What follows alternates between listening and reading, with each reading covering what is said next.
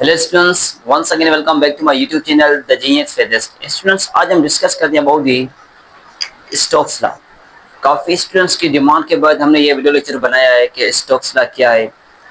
इस Stokes law में हम ऐसी टेक्निकल चीज़ें डिस्कस करेंगे जो हम कह सकते हैं कि these are actually backbone of this fluid dynamics. ये फ्लूइड डायनामिक्स एक बैकबोन है। ओके, तो फ्लूइड डायनामिक्स में हमने लिक्विड्स का बिहेवियर एनालाइज करना कि किस तरह से लिक्विड्स का फ्लो होता है। हमने ये चीज़ें क्लास में डिस्कस की थी कि जो लिक्विड्स होते हैं वो दो तरह से फ्लो कर सकते हैं। एक उनके पास होता है स्ट्रीमलाइन फ्लो, एक होता है उनके पास टर्बुलेंट फ्लो। एक होता है स्ट्रीमलाइन फ्लो, एक होता है टर्बुलेंट फ्लो। तो हमने स्ट्रीमलाइन फ्लो उस फ्लो को कहा कि ऐसा फ्लो लिक्विड मॉलिक्यूल्स के दरमियान में ऐसा फ्लो जब भी वो किसी पॉइंट से क्रॉस करें, एक पर्टिकुलर पॉइंट से क्रॉस करें, जो इनकमिंग वाटर मॉलिक्यूल्स हैं किसी भी पॉइंट से क्रॉस करें, एक पर्टिकुलर पॉइंट से क्रॉस करें, तो उनकी जो वेलोसिटी हो, वेलोसिटी कांस्टेंट हो। तो इस किस्म के फ्लो को हम कहते हैं this is called a streamline flow, just like this one. हमने ये एग्जांपल दिया था आपको स्ट्रीमलाइन फ्लो में। ये देखें, ये एक पॉइंट है, this P point, this is Q point and this is R point. ये पॉइंट से सपोज करें यहाँ से वाटर मॉलिक्यूल्स फ्लो करते हैं। यहाँ से जो वाटर मॉलिक्यूल फ्लो करता है, let's suppose its speed is about 10 metre per second. इसकी रफ्तार क्या है? 10 मीटर पर सेकंड है। तो जितने भी मॉलिक्यूल इस पॉइंट पी से क्रॉस करेंगे, तो इन सब मॉलिक्यूल्स की अगर रफ्तार 10 मीटर पर सेकंड हो, तो हम इस किस्म के फ्लो को कहते हैं दिस कॉल्ड स्ट्रीमलाइन फ्लो। इस किस्म के फ्लो को कहते हैं this called streamline flow. Oh, it is not compulsory that its speed remains same 10 meter per second at different points. It may become change, but there is a condition at this point P. Incoming water molecules या incoming fluid molecules possess this magnitude of velocity. जो incoming molecules हैं, अगर इस point से जब वो cross करते हैं, इस velocity को कांस्टेंट रखते हैं, इस velocity को बरकरार रख के फ्लो करते हैं, तो उस किस्म के फ्लो को कहते हैं this called streamline flow. This is called streamline flow. या आप इसको इस तरह भी समझ सकते हैं भाई। ये देखिए, वाटर मॉलिक्यूल्स फ्लो कर रहे हैं, दीज आर वाटर मॉलिक्यूल्स।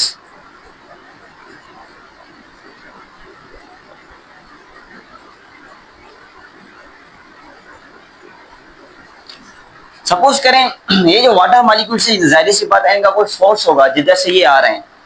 तो हमने यहाँ पर एक पॉइंट मेंशन किया है, let's suppose this is a point. इस पॉइंट पर जो इन पार्टिकल्स की वेलोसिटी है, let's suppose this point, its velocity is about 5 metre per second. Velocity क्या है इसकी? 5 मीटर पर सेकंड है।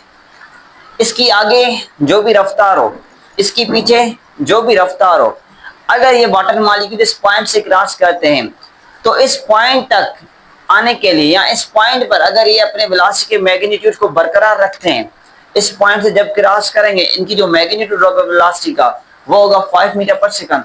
तो हम इस किस्म के फ्लो कहते हैं this called streamline flow. This is called streamline flow. Okay, तो स्ट्रीमलाइन फ्लो हमें तब मिलता है जब हमारे पास जो क्रिटिकल वेलोसिटी का वैल्यू है उससे इनकमिंग वाटर मॉलिक्यूल्स का जो इनकमिंग फ्लो है लिक्विड का, उससे कम हो। अगर वेलोसिटी का मैग्नीट्यूड क्रिटिकल वेलोसिटी से कम हो जाता है, उस केस में हम कहते हैं this is called streamline flow. अगर क्रिटिकल वेलोसिटी से जो मैग्नीट्यूड है, जो वेलोसिटी के वाटर मॉलिक्यूल्स की जो वेलोसिटी का मैग्नीट्यूड है, वो क्रिटिकल वेलोसिटी से बढ़ जाता है, तो तभी हम कहते हैं this is called turbulent flow. That is called turbulent flow. Okay भाई, आपने देखा होगा कि हर एक वाटर मॉलिक्यूल की एक पर्टिकुलर रफ्तार है, क्योंकि हमारे पास डिफरेंट लिक्विड्स अवेलेबल हैं, तो उनका एक पर्टिकुलर रेट पर फ्लो होता है। या मैं आपको एग्जांपल देता हूँ, आपने कभी पेट्रोल डलवाया होगा गाड़ी में, आप पेट्रोल पंप पे गए, आपने पेट्रोल लिया, ओके, आपके सामने दूसरा भाई भी है। सपोज करें आपने 100 रुपए का पेट्रोल लिया, उस भाई ने 1000 का पेट्रोल लिया, तो जाहिर सी बात है जो 100 का पेट्रोल है उसमें क्वांटिटी कम होगी, और जो 1000 का पेट्रोल है उसमें क्वांटिटी ज्यादा होगी। हाँ, ये चीज कॉमन है कि दोनों में जिस रफ्तार से पेट्रोल आएगा, जिस रफ्तार से पेट्रोल आएगा, दोनों की रफ्तार क्या होगी? सेम होगी। तो ये क्रिटिकल वैल्यू है, वेलोसिटी का फिक्स वैल्यू है, जिस पर्टिकुलर वैल्यू पर फ्लूइड का फ्लो होता है। तो इस किस्म के फ्लो को हम कहते हैं this called critical flow, this called critical velocity. अगर इस क्रिटिकल वेलोसिटी से वैल्यू बढ़ जाता है तो आप उसको कहेंगे this is called turbulent flow. अगर इस क्रिटिकल वेलोसिटी से वेलोसिटी का मैग्नीट्यूड कम हो जाता है तो you will say that this is a streamline flow. वो क्या होगा? स्ट्रीमलाइन फ्लो होगा। ओके, दूसरी पॉइंट, ये जो स्ट्रीमलाइन फ्लो है this can be obtain at low speed. ये जो स्ट्रीमलाइन फ्लो होता है ये हम अचीव कर सकते हैं on the basis of low speed, and turbulent flow can be obtain at higher speed. Turbulent flow में मिल सकता है on the basis of higher speed. Sir how can we find out that this molecules velocity is less than critical velocity? जो water molecules आ रहे हैं, जो fluid molecules आ रहे हैं, उनके वेलोसिटी का जो मैग्नीट्यूड है क्रिटिकल वेलोसिटी से कम है, या जो फ्लूइड मॉलिक्यूल्स आ रहे हैं उनका जो वेलोसिटी का मैग्नीट्यूड है वो क्रिटिकल वेलोसिटी से ज्यादा है, ये किस तरह हम एनालाइज कर सकते हैं? हम कहते हैं ना कि भाई अगर क्रिटिकल वेलोसिटी से वैल्यू कम होगा फ्लूइड मॉलिक्यूल्स की वेलोसिटी का तो हम कहेंगे this is called streamline flow. अगर क्रिटिकल वेलोसिटी से फ्लूइड मॉलिक्यूल्स की जो वेलोसिटी ज्यादा है तो हम उसको कहते हैं turbulent flow. So now question is that at what factors this depends? किन फैक्टर्स पर ये चीज डिपेंड करती है कि इसकी क्रिटिकल वेलोसिटी का वैल्यू क्रिटिकल वेलोसिटी के वैल्यू से ये बढ़ते हैं या कम होते हैं? सो keep in mind that depends upon Reynolds number. वो किस पर डिपेंड करता है? रेनॉल्ड्स नंबर पर डिपेंड करता है। रेनॉल्ड्स नंबर को हम शो करते हैं आर ई के साथ। This is called R E. This R E shows Reynolds number. Reynolds number क्या होता है? This is actually ratio of two forces, one is inertial force and other one is viscous force. ये inertial force to viscous force का ratio है actually, इस तरह वो समझते हैं। Reynolds number is ratio of inertial force to the viscous force। ये इन forces का रेशियो है। अगर हम कहें कि किस केस में स्ट्रीमलाइन फ्लो होगा या किस केस में टर्बुलेंट फ्लो होगा, ये डिपेंड करता है किस पर? रेनॉल्ड नंबर पर डिपेंड करता है। So how can we here identify that point? How can we prove it that point? So keep in mind when viscous force is dominant on the fluid molecules, अगर fluid molecules पर viscous force dominant हो जाता है तो जाहिर सी बात है उनकी वेलोसिटी कम हो जाएगी। जब उनकी वेलोसिटी कम हो जाएगी you will get streamline flow. You will get streamline flow. अगर विस्कस फोर्स डोमिनेंट हो जाता है किस पर? फ्लूइड मॉलिक्यूल्स पर, तो यू विल से that there is a streamline flow. यहां पर कौन सा फ्लो है? स्ट्रीमलाइन फ्लो है। अगर यहां पर इनर्शियल फोर्स डोमिनेंट हो जाता है वाटर मॉलिक्यूल्स पर या लिक्विड मॉलिक्यूल पर कर लें या फ्लूइड मॉलिक्यूल पर कर लें, अगर फ्लूइड मॉलिक्यूल्स पर हमारे पास जो इनर्शियल फोर्स है वो डोमिनेंट हो जाता है तो उस केस में क्या होगा? टर्बुलेंट फ्लो होगा, हाई स्पीड होगी। Okay, so one time going to repeat. अगर वाटर मॉलिक्यूल्स में या फ्लूइड मॉलिक्यूल्स में विस्कस फोर्स डोमिनेंट हो जाता है तो यू विल से that there is a streamline flow. यहां पर स्ट्रीमलाइन फ्लो होगा, विस्कस फोर्स डोमिनेंट है, वेलोसिटी कम होगी, so at low velocity you can obtain the streamline flow. अगर आपके पास ऐसी सिचुएशन बन जाती है, ऐसी सिचुएशन क्रिएट हो जाती है कि फ्लूइड मॉलिक्यूल्स पर जो इनर्शियल फोर्स है वो डोमिनेंट हो जाता है तो in that case you can obtain the turbulent flow. आपको कौन सा फ्लो मिलेगा? आपको टर्बुलेंट फ्लो मिलेगा। आपको वो हाई स्पीड मिलेगी, इस केस में लो स्पीड मिलेगी। ओके, अगर हम कहें कि ये डोमिनेंट हो जाता है, क्या डोमिनेंट का मतलब ये है भाईजान के इस विस्कस फोर्स की जो मैग्नीट्यूड है, ये इनर्शियल फोर्स है, IF लिख लेते हैं, इसका मतलब ये है कि विस्कस फोर्स बढ़ जाता है। डोमिनेंट का मतलब क्या भाई? विस्कस फोर्स बढ़ जाता है।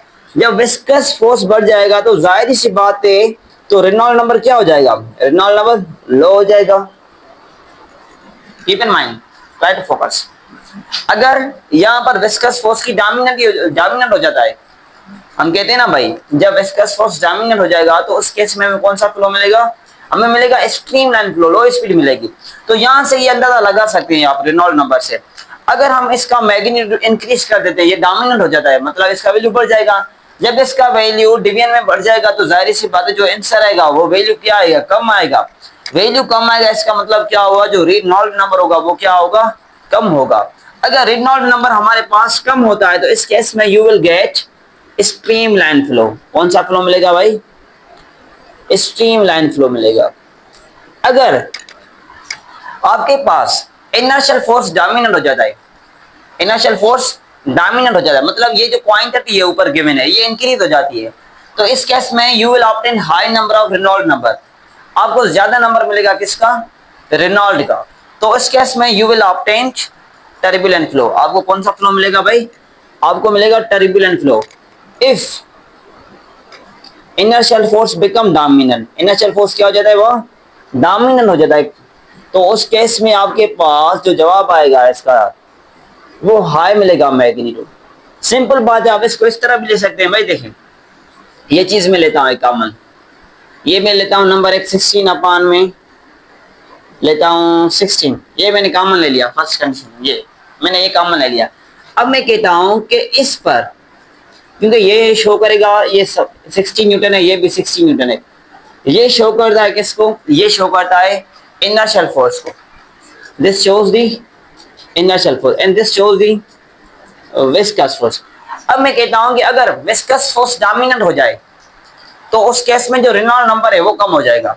जब रेनॉल्ड नंबर का वैल्यू कम हो जाएगा तो उस केस में आपको जो फ्लो मिलेगा वो फ्लो मिलेगा स्ट्रीमलाइन फ्लो मिलेगा, स्ट्रीमलाइन मिलेगा। और जो वैल्यू आएगा रेनॉल्ड नंबर का वो वैल्यू क्या होगा, वो कम होगा। मतलब जब रेनॉल्ड नंबर का वैल्यू लो है, कम है, तो उस केस में आपको क्या मिलता है, उस केस में आपको मिलता है स्ट्रीमलाइन फ्लो। ओके देखें, अब फर्स्ट केस लेते हैं, अगर विस्कस फोर्स डोमिनेंट हो जाए 16 प्लस सपोज करें कोई एक्स वैल्यू मिले, कोई एक्स वैल्यू, एक ये चीज, एक ये है, इस केस में क्या हुआ है, जो विस्कस फोर्स है वो डोमिनेंट है, प्लस एक्स हुआ है।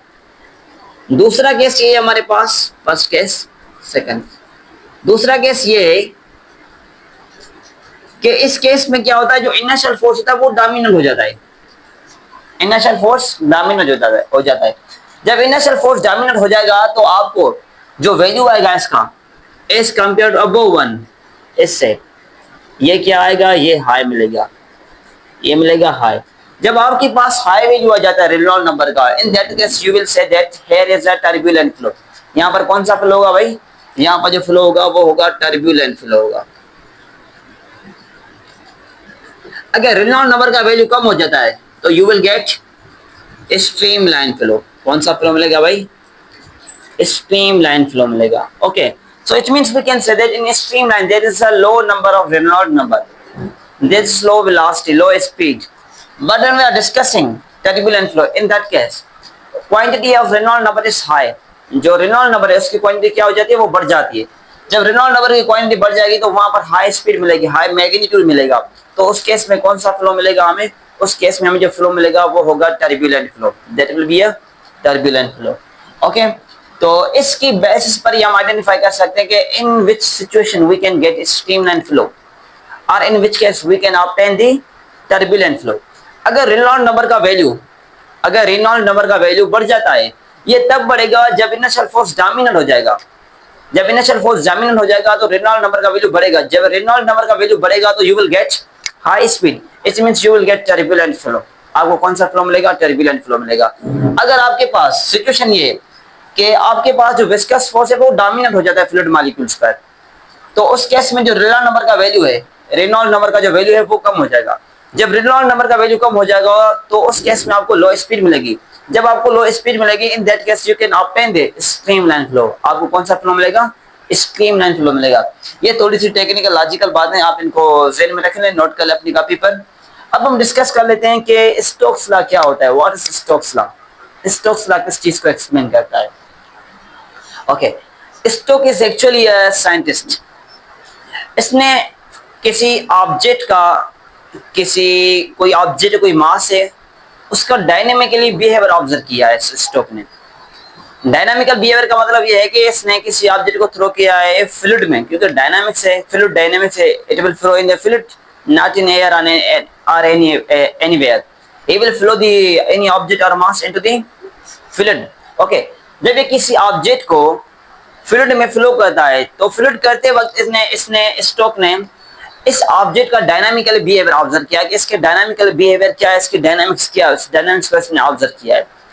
तो उसने ये चीज ऑब्जर्व की, जब हम किसी भी ऑब्जेक्ट को फ्लूइड में थ्रो करवा लेते हैं तो उस केस में क्या होता है, वेट ज्यादा होता है।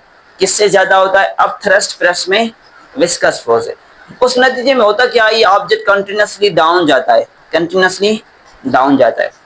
जब ये कंटिन्यूस डाउन जाता है तो उस केस में इसके पास वाटर मॉलिक्यूल्स की ग्रिप ज्यादा हो जाती है। अगर ये ऑब्जेक्ट है वाटर के सरफेस पर है, अगर ये ज्यादा नीचे जाएगा तो ये वाटर मॉलिक्यूल्स के ज्यादा ग्रिप में आ जाएगा।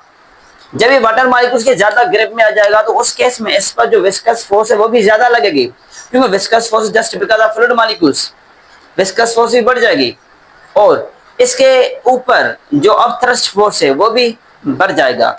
जब अपथ्रस्ट बढ़ जाएगा, विस्कस फोर्स बढ़ जाएगा, ये दोनों एक अपोजिशनल फोर्सेस हैं, तो इसकी वेलोसिटी क्या हो जाएगी, स्लो डाउन हो जाएगी। वेलोसिटी क्या हो जाएगी, स्लो डाउन हो जाएगी। एक ऐसी सिचुएशन, एक ऐसी कंडीशन क्रिएट होगी कि जहां पर नेट फोर्स जीरो हो जाएगा। इसका मतलब ये हुआ वेट और अपथ्रस्ट प्लस में जो हमारे पास है विस्कस फोर्स, ये एक दूसरे को कैंसिल आउट कर लेंगे, एक दूसरे को बैलेंस कर लेंगे। जब एक दूसरे को बैलेंस कर लेंगे तो ऑब्जेक्ट यूनिफॉर्म वेलोसिटी के साथ फ्लूइड में मूव करने की सलाहियत रखेगा। तो जिस यूनिफॉर्म वेलोसिटी के साथ वो मूव करता है उस वेलोसिटी को हम कहते हैं this is a terminal velocity. तो we can say that terminal velocity can be obtained when net force on the fluid molecules become equal to zero. जब फ्लूइड मॉलिक्यूल्स पर नेट फोर्स जीरो के बराबर है उस केस में you can obtain the terminal velocity. अगर weight balance कर लेते हैं अपथ्रस्ट फोर्स प्लस में विस्कस फोर्स को, इस केस में you can obtain the terminal velocity. Terminal velocity को ऑब्टेन करने के हमारे पास दो पॉसिबिलिटी है, दो तरीके कार हैं जिनके बेसिस पर ही हम टर्मिनल वेलोसिटी को ऑब्टेन कर सकते हैं, अचीव कर सकते हैं फ्लूइड मॉलिक्यूल्स में। एक ये है कि अगर नेट फोर्स फ्लूइड मॉलिक्यूल्स पर किसी ऑब्जेक्ट को हमने किसी कंटेनर में, किसी सिलेंडर में फॉल करवाया है, अगर जो नेट फोर्स है उस फ्लूइड मॉलिक्यूल्स का वो जीरो हो जाए। दूसरी पॉसिबिलिटी ये है कि अगर वेट और अपथ्रस्ट प्लस में विस्कस फोर्स ये एक दूसरे को बैलेंस कर ले, in this two situation, this two possibilities you can obtain the terminal velocity. इन दो केस में आपको टर्मिनल वेलोसिटी मिल सकती है।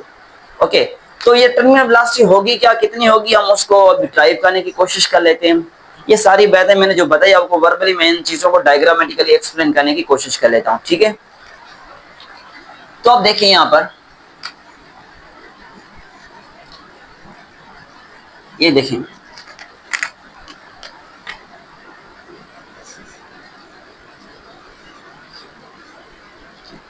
ये फिलड है इसमें,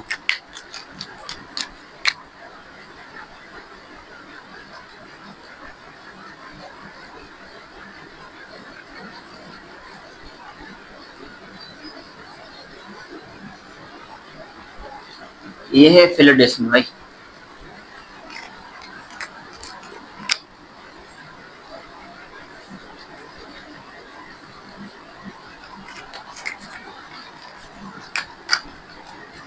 okay, this is the filled, container of filled. हम क्या करते हैं, इसमें किसी ऑब्जेक्ट को इमर्स कर लेते हैं।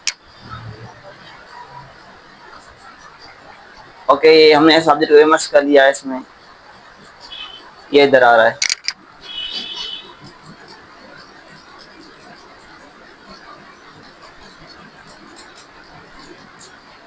फाइनली ये इस कंटेनर की डेप्थ को टच कर लेगा। सपोज करें इसकी जो इनिशियल वेलोसिटी थी जब ये आया 4 मीटर पर सेकंड से आया, फिर इसकी वेलोसिटी 6 मीटर पर सेकंड हुई, फिर इसकी वेलोसिटी 8 मीटर पर सेकंड, फिर इसकी वेलोसिटी सेम रही 8 मीटर पर सेकंड रही। यहाँ पर भी क्या हुआ, इसकी वेलोसिटी कांस्टेंट रही, वेलोसिटी में चेंज नहीं है। ओके, क्यों? अब देखिए यहाँ पर हमने जब किसी ऑब्जेक्ट को, किसी स्फेरिकल बॉल को हमने फॉल करवाया इस स्फीयर, इस सिलेंडर में, जब हमने इसको फॉल करवाया इस कंटेनर में, तो आपने देखा कि पहले इसकी वेलोसिटी 4 मीटर पर सेकंड, फिर 6 मीटर पर सेकंड, फिर 8 मीटर पर सेकंड। फिर आपने देखा कि इसकी वेलोसिटी की जो चेंज है वो चेंज जीरो के बराबर है। यहाँ पर जो एक्सेलरेशन मॉलिक्यूल्स की वो क्या है, इस बॉल की, इस ऑब्जेक्ट की, या एक्सेलरेशन जीरो, इसकी वेलोसिटी में चेंज नहीं आई है। अब देखें एक्चुअली होता क्या है, आप जब इस ऑब्जेक्ट को थ्रो करवाते हैं इस तरह पानी में, आपने ऐसे अगर किया, ये फ्री फॉल कंडीशन है, ये ऑब्जेक्ट डेथ में तो नहीं जाएगा ना। आप जब इसने इसको फ्री फॉल करवा दिया, अगर आप इसको किसी फोर्स के साथ उछलाएंगे, थ्रो करवाएंगे, तो आप देखेंगे कि उसकी जो वेलोसिटी है पहले बढ़ेगी, 4 मीटर पर सेकंड हुई, 6 मीटर पर सेकंड हुई, 8 मीटर पर सेकंड हुई, 8 metre per second, 8 metre per second. जब ये वाटर डाउन, ये ऑब्जेक्ट जब वाटर में डाउन आता है तो इस पर दो फोर्स लगती है। एक लगती है इस पर अप थ्रस्ट फोर्स। आपने देखा होगा, आपने किसी समंदर के किनारे पर खड़े होकर ये चीज की होगी, आपने ये चीज ऑब्जर्व किया होगा कि अगर आप किसी पत्थर को दरिया में फेंकते हैं तो वहां से किनारे से पानी बाहर निकलता है। ऐसे होता है। बहुत जगह तो वहां पत्थर वगैरह खड़ी करेगी, किनारे जो चले जाए तीनों चाहे तजे के वाटर मॉलिक्यूल्स आने बाहर निकली ना, छो निकलना वाई, ये क्यों निकलते? एक्चुअली तब निकलते हैं वहां पर इनके, आपने तो एक्शन किया तो वहां पर एक रिएक्शनल फोर्स मिलता है, वो होता है अपथ्रस्ट फोर्स। अपथ्रस्ट फोर्स क्या करता है, उसको आउटवर्ड डायरेक्शन में थ्रो करने की कोशिश करता है। तो इस वजह से वाटर मॉलिक्यूल्स किनारों से बाहर निकल आते हैं। इसका मतलब ये हुआ, जब आपने इस ऑब्जेक्ट को इस कंटेनर में थ्रो करवाया तो आपका वेट तो डाउन है, जो ऑब्जेक्ट है बाल है इसका वेट तो डाउन है, इसका अपथ्रस्ट क्या है, ऊपर है। और इस पर जो अपोजिशनल फोर्स लगती होगी, विस्कस फोर्स, आप जब ये समंदर में डूबते हैं, चलते हैं, तैरते हैं यहाँ, तो आप इस तरह जब करते हैं समंदर में तो आपके पीछे आपको एक फोर्स लगता है जो आपको पीछे खींचने की कोशिश करता है। आपने कभी दरिया में, कभी समंदर में तैरने की कोशिश की होगी। जब आप समंदर में तैरते हैं तो होता क्या है, आपको वाटर मॉलिक्यूल्स एक बैकअप पर फोर्स लगाते हैं, बैकअप पर आपको फोर्स लगाते हैं। वो जो फोर्स होता है वो विस्कस फोर्स होता है। वो फोर्स कौन सा होता है भाई, वो विस्कस फोर्स होता है। लिख लेते हैं F V, this is viscous force, frictional force viscous force है ये, ठीक है। जब ये बाल नीचे आएगा, जब ये बाल नीचे आता जाएगा तो उस केस में विस्कस फोर्स और अपथ्रस्ट फोर्स ये बढ़ते जाएंगे। विस्कस फोर्स अपथ्रस्ट क्या होते जाएंगे, बढ़ते जाएंगे। एक ऐसी सिचुएशन क्रिएट होगी, एक ऐसी कंडीशन क्रिएट होगी कि वेट और ये दोनों आपस में इक्वल हो जाएंगे। वेट और ये दोनों आपस में क्या हो जाएंगे, इक्वल हो जाएंगे। जब ये दोनों आपस में इक्वल हो जाएंगे तो उस केस में इनको जो वेलोसिटी मिलेगी, एक कांस्टेंट वेलोसिटी मिलेगी। ये कब होगा, ये तभी पॉसिबल है जब इन पर नेट फोर्स जीरो है। पहले सिचुएशन क्या है भाई, पहले सिचुएशन ये है, if weight is greater to upthrust plus में विस्कस फोर्स। अगर वेट इन दोनों से ज्यादा है तभी ऑब्जेक्ट किसी वेरिएबल वेलोसिटी के साथ नीचे आ रहा है, वेरिएबल वेलोसिटी वेरिएबल स्पीड के साथ वो नीचे आ रहा है। जब वेट ग्रेटर है अपथ्रस्ट से प्लस में विस्कस फोर्स, क्योंकि आप जब ऐसे फेंकते तो उस केस में जाहिर सी बात है, एक आपका अप्लाइड फोर्स होगा और दूसरा इस ऑब्जेक्ट का अपना वेट होगा जो जमीन की तरफ इसको खींचेगा, ठीक है। तो उस केस में एक्चुअली होगा क्या, इसकी जो वेलोसिटी है वो कंटिन्यूअसली इंक्रीज हो रही है। जब ये वाटर मॉलिक्यूल सपोज करें इसके बीच में आ चुके हैं, इसके बीच में आ चुके हैं, तो उस केस में हुआ क्या है कि अब थ्रस्ट और विस्कस फोर्स ने बैलेंस कर लिया इस वेट को इन दोनों फोर्स ने बैलेंस कर लिया। ये भी दोनों इस वेट को बैलेंस कर लेंगे तो उस केस में जो नेट फोर्स होगा वो क्या होगा, नेट फोर्स जीरो होगा। आपको पता है नेट फोर्स कैसे निकालते हैं, नेट फोर्स हम निकालते हैं by this way, weight minus में विस्कस फोर्स प्लस में अप थ्रस्ट फोर्स। ओके, क्योंकि पहले वेट ज्यादा है, first condition is that here weight is maximum, यहाँ पर वेट मैक्सिमम है तो वेट से हमने ये अप थ्रस्ट प्लस में विस्कस फोर्स माइनस किया ताकि हमें नेट फोर्स मिल जाए, ठीक है। सो एफ नेट, जब हम कहते हैं यहाँ पर ये कंडीशन ऐसी हो चुकी है कि यहाँ पर इनकी वेलोसिटी क्या हो चुकी है, कांस्टेंट। ये वेलोसिटी इनकी कांस्टेंट तभी पॉसिबल है जब यहाँ पर नेट फोर्स क्या होगा, जीरो होगा। नेट फोर्स क्या होगा भाई, जीरो होगा। जब नेट फोर्स जीरो होगा तो हम इसको इस तरह लिख सकते हैं, ये ब्रैकेट माइनस के इधर आएगी तो ये प्लस की हो जाएगी, एफ बी प्लस में upthrust force, weight is equal to F B plus में अप थ्रस्ट फोर्स। ओके, तो इस कंडीशन में you will get terminal velocity. इस सिचुएशन में आपको टर्मिनल वेलोसिटी मिल सकती है। जैसे मैंने आपको पहले थ्योरेटिकल वे से बताया कि हमें दो पॉसिबिलिटीज हैं, दो वे हैं कि हम टर्मिनल वेलोसिटी को ऑब्टेन कर पाए। एक पॉसिबिलिटी ये है कि जब हमारे पास इस वाटर मॉलिक्यूल्स का नेट फोर्स क्या हो जाए, जीरो हो जाए। एक कंडीशन ये, जब नेट फोर्स जीरो हो जाएगा उस केस में आपको मिलेगा terminal velocity. Okay, net force तब जीरो होगा जब वेट और सम ऑफ अप थ्रस्ट प्लस में विस्कस फोर्स ये इक्वल हो जाए, इसके जब इक्वल हो जाए उस केस में आपको इसका जो नेट फोर्स है वो जीरो मिलेगा। ये तभी इक्वल होंगे जब यहाँ पर इस ऑब्जेक्ट को ज्यादा से ज्यादा हम नीचे लेकर आते हैं, उस केस में क्या होता है, उसका अप थ्रस्ट और विस्कस क्या होते हैं, वो बढ़ जाते हैं। ये ट्राई करेंगे हम वेट तक पहुंचे, जितना वेट है हम उतने अपने मैग्नीट्यूड को उसके बराबर लेकर आए, ताकि हम उस ऑब्जेक्ट को यूनिफॉर्मली फ्लूइड में मूव कराने की सलाहियत रखें। ओके, तो जैसे इनका सम हम इंक्रीज करेंगे तो वेलोसिटी डिक्रीज होगी। इनका सम इंक्रीज करने से वेलोसिटी क्या होती है, वेलोसिटी डिक्रीज होती है। भाई देखें, पहले 4 है, 6 है, 8 है, इंक्रीज नहीं हुई है, मतलब कांस्टेंट है। ओके, ये क्यों कांस्टेंट हुई है? क्योंकि अब थ्रस्ट प्लस में विस्कस फोर्स बढ़ चुके हैं। जब ये दोनों बढ़ेंगे तो उस केस में नेट फोर्स क्या हो जाएगा, जीरो हो जाएगा। तो कहने का मतलब ये हुआ कि दो पॉसिबिलिटी टर्मिनल वेलोसिटी को ऑब्टेन करने की। एक पॉसिबिलिटी ये है कि अगर हमारे पास नेट फोर्स जीरो हो जाए। दूसरी पॉसिबिलिटी ये है कि वेट प्लस में sum of viscous force plus of thrust force becomes equal to that one, इन दोनों के बराबर हो जाए। इस केस में हम टर्मिनल वेलोसिटी को ऑब्टेन कर पाते हैं, कर सकते हैं, अदरवाइज हम इसको ऑब्टेन नहीं कर पाएंगे। ओके, एक मोस्ट इंपोर्टेंट बात ये भी बताता चलो आपको, this Stokes law is valid just only for small object. ये स्मॉल ऑब्जेक्ट्स के लिए वैलिड है, this is not applicable for large object. अगर लार्ज ऑब्जेक्ट अवेलेबल है हमारे पास तो उनके लिए ये स्टोक्स लॉ एप्लीकेबल नहीं है। This is not valid for that object which are large in magnitude, which are large in size. This is just only valid for the small mass particles. Small mass object के लिए ये Stokes law valid है, otherwise this law is not valid. Okay. तो अब हम इस terminal velocity के magnitude को कैलकुलेट करने की कोशिश करते हैं कि ये जो मैग्नीट्यूड है इस टर्मिनल वेलोसिटी का वो किस पर डिपेंड करता है। अगर ऑब्जेक्ट में यहाँ पर एक रखता हूँ, ये ऑब्जेक्ट है, ब्लैक मार्कर से मैं लेता हूँ,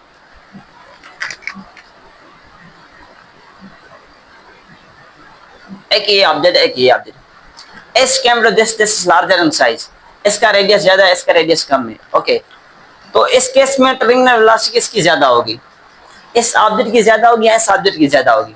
किन फैक्टर्स पर टर्मिनल वेलोसिटी डिपेंड करती है? हमने इसकी साइज थोड़ी सी बढ़ा दी है, इतनी नहीं बढ़ाई कि स्टोक्स लॉ इनवैलिड हो जाए। हमने as compare to this one हमने इसकी साइज थोड़ी सी इंक्रीज कर ली है, ताकि हम कंपैरिजन के बेस पर हम इसको डिस्कस कर पाए। ओके, तो size of this object is larger as compared to this one. Now which molecule has high magnitude of terminal velocity at same situations? तो किसकी टर्मिनल वेलोसिटी मैक्सिमम होगी?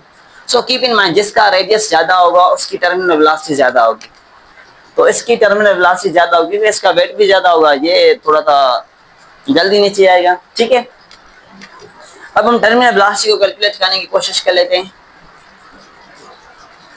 इसको मैं रिमूव कर लेता हूँ।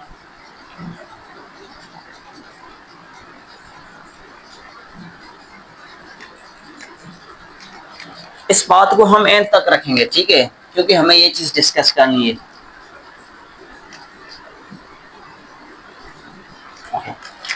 अब आप इस कंडीशन को इधर लेकर आए, जिस केस में टर्मिनल वेलोसिटी पैदा हुई विस्कस फोर्स प्लस में अब थ्रस्ट फोर्स। ओके भाई, यहाँ पर एक आप थोड़ी सी बात ज़हन कर लें कि यहाँ पर एक स्मॉल मास है। जब स्मॉल मास होगा तो उसका ऑफ थ्रस्ट क्या होगा, नियर इक्वल टू हम जीरो लेंगे, उसका ऑफ थ्रस्ट क्या होगा, उसका ऑफ थ्रस्ट कम होगा। थोड़ी मैं कैमरा की साइज, ओके ओके सॉरी। अब हमने कहा कि this Stokes law is only valid for small object. अगर मैं कोई स्मॉल ऑब्जेक्ट दरिया में फेंक दूं, किसी पानी में फेंक दूं, क्या उसका ऑफ थ्रस्ट ज्यादा होगा? बिल्कुल नहीं होगा। यार देखिए आप, एक ये ऑब्जेक्ट है मेरे पास, ये प्रिज्म पड़ा है सामने, अगर मैं इसको भी दरिया में फेंकता हूँ, ठीक है, इसको भी फेंकते हैं और इसको भी फेंकते हैं, ये लार्ज मास है, एक स्मॉल मास है, दोनों को मैं दरिया में थ्रो करता हूँ, तो किसका ऑफ थ्रस्ट ज्यादा होगा? जाहिर सी बात, जिसका मास ज्यादा होगा उसका ऑफ थ्रस्ट क्या होगा, ज्यादा होगा, और जिसका मास कम है उसका ऑफ थ्रस्ट क्या होगा, 0 न्यूटन होगा, उसका ऑफ थ्रस्ट का वैल्यू बिल्कुल कम होगा।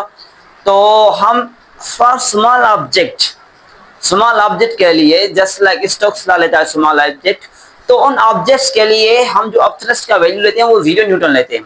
So keep in mind, for the small object the value of the magnitude of thrust force will become equal to 0. तो यहाँ पर हम इसको नेगलेक्ट करते हैं इस फोर्स को, क्योंकि ये स्मॉल ऑब्जेक्ट है। यहाँ पर तो स्मॉल ऑब्जेक्ट का जो अप थ्रस्ट होता है उसका मैग्नीट्यूड वेरी लो होता है, नियर इक्वल टू 0 होता है। So that's why here we are trying to consider it equal to 0. Okay. So weight will become equal to Fv. This will become equal to 0. No need of write. आपको पता है weight is equal to mg। Weight इसके बराबर होता है भाई wait बराबर होता है mg के। अच्छा, ये जो विस्कस फोर्स है, जो फ्रैक्शनल फोर्स है, ये डिपेंड करता है शेप पर।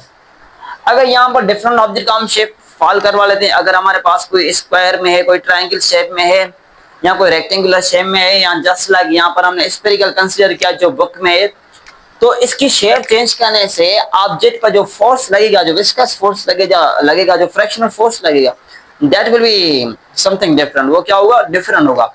It mean this depends upon shape of object. अगर यहाँ पर स्फेरिकल ऑब्जेक्ट हो तो उसके लिए जो फ्रैक्शनल फोर्स, ये जो विस्कस फोर्स है, ये होता है, ये बराबर होता है 6 pi eta R into V. Eta आपको पता है this coefficient of viscosity, and V velocity, R is radius, ये आर का रेडियस है सिलेंडर का। ओके, और आपने ये चीज भी पढ़ी है कि जो डेंसिटी होती है वो बराबर होती है मास पर यूनिट वॉल्यूम के बराबर होती है। Density is equal to mass per unit volume. और जो मास यहाँ पर मिलेगा, mass will become equal to density into volume. तो यहाँ पर मैं मास को रिप्लेस कर सकता हूँ by this factor, rho into V, rho into V into G 6 pi eta R into V. Okay, so never try to become confused or go here and never try to confuse or don't be disturbed. Keep in mind here this velocity, v is velocity, here this v is actually volume of this sphere। ये जो हमने sphere इसमें throw किया, ये sphere का volume है v। आपको पता है जो वॉल्यूम ऑफ स्फीयर होता है, ये बराबर होता है 4/3 पाई आर क्यूब के बराबर होता है, 4/3 पाई आर क्यूब के बराबर होता है।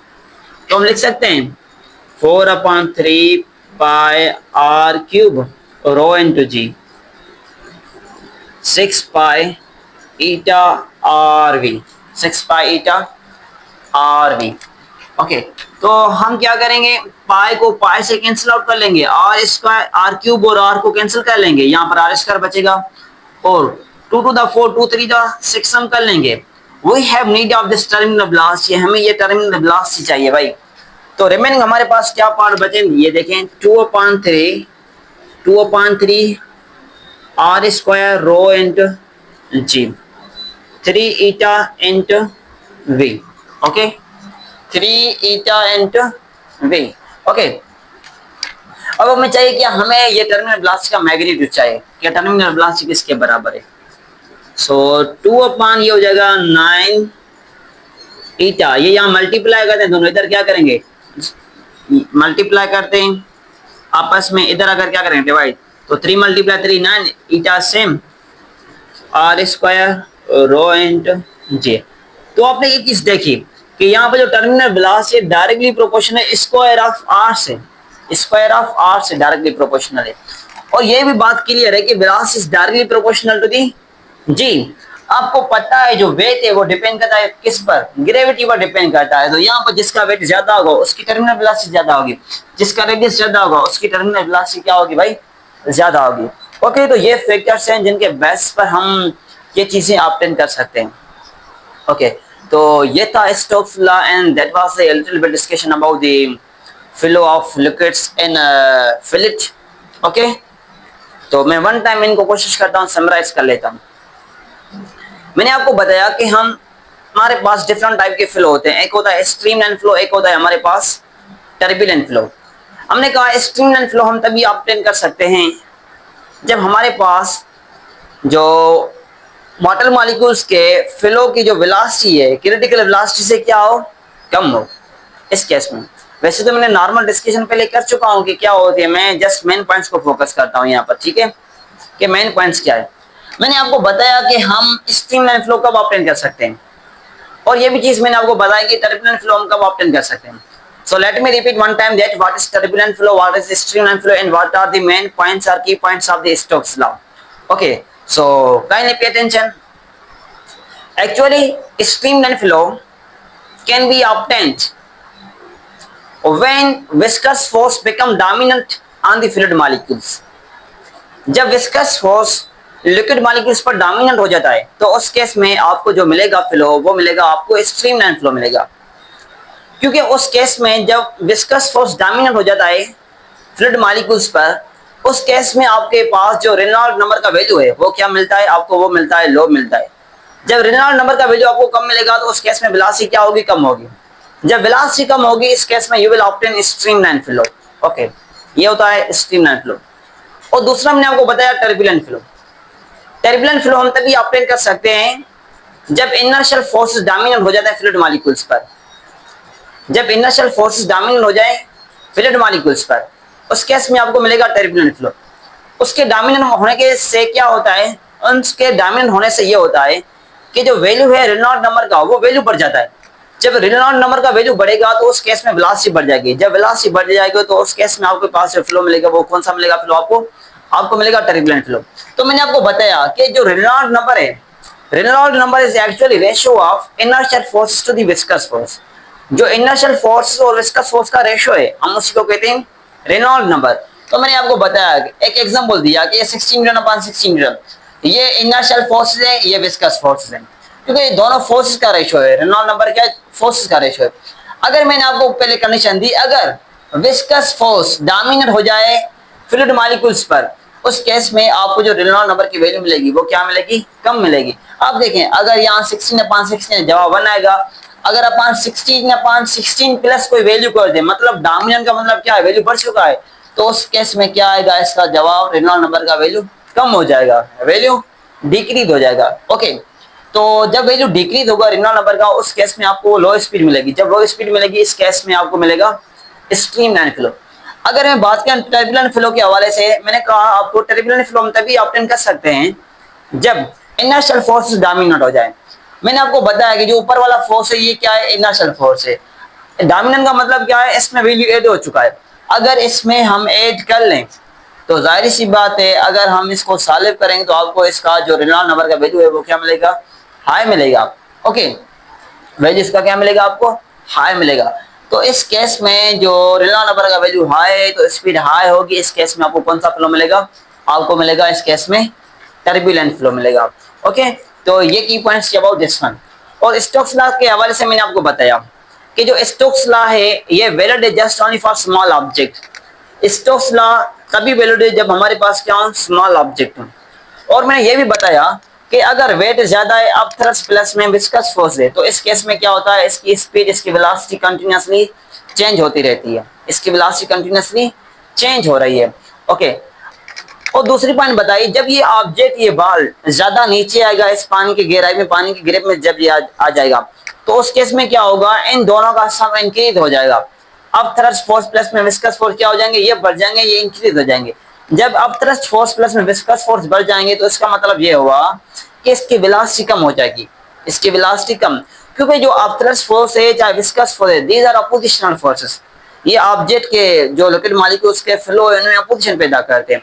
तो इस केस में क्या होगा, उनकी स्पीड लो हो जाएगी। जब स्पीड लो हो जाएगी तो उस केस में क्या हो जाएगा, ये वेट और प्लस में इन दोनों का सम ये एक दूसरे को बैलेंस कर लेंगे, क्योंकि ये दोनों फोर्सेस चाहेंगे कि हम वेट को बैलेंस कर लें। पहले वेट ज्यादा, जब वेट ज्यादा तो जाहिर सी बात इसकी स्पीड चेंज होती रहती है। ये फोर्सेस चाहेंगे कि हम इसको, अपने फोर्सेस को इस वेट से बैलेंस करें, ताकि जो ऑब्जेक्ट, जो बॉल है वो यूनिफॉर्मली इस पानी के अंदर मूव कर सके। ओके, तो उस नतीजे में क्या होगा, जब ये ज्यादा नीचे आएंगे, ज्यादा नीचे आएंगे, तो यहाँ पर जो नेट फोर्स होगा वो नेट फोर्स जीरो हो जाएगा।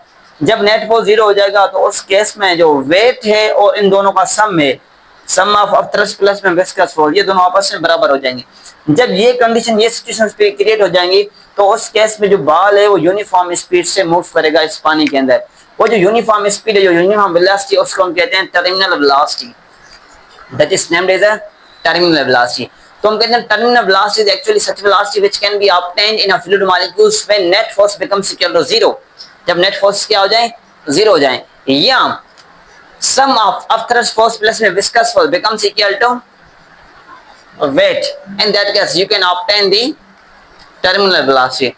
So all these are the key points about the Stokes law and streamline flow and turbulent flow. If you have any question you are free to ask, you can ask me. Okay viewers, see you next. Thank you. अच्छा, ये चीज एक बात सुन ले बस। बात क्या है, तो आपके बुक में चीज गिवन है, मेंशन है कि रेनॉल्ड नंबर का वैल्यू कितना होना चाहिए। कि कितना उसका नंबर होगा कि स्ट्रीम लाइन मिलेगा और कितना नंबर होगा तो हमें टर्बुलेंट फ्लो मिलेगा। तो आप ये चीजें खुद देख ले सकते हैं, नोट की हुई है बुक में, जो भी कॉन्सेप्ट था सारा वो मैंने आपके साथ वो सारा डिस्कस कर लिया है। अगर यहाँ से कोई सवाल हो, कोई क्वेश्चन हो, you can ask me, you can share with me. Okay, we are see you next, thank you.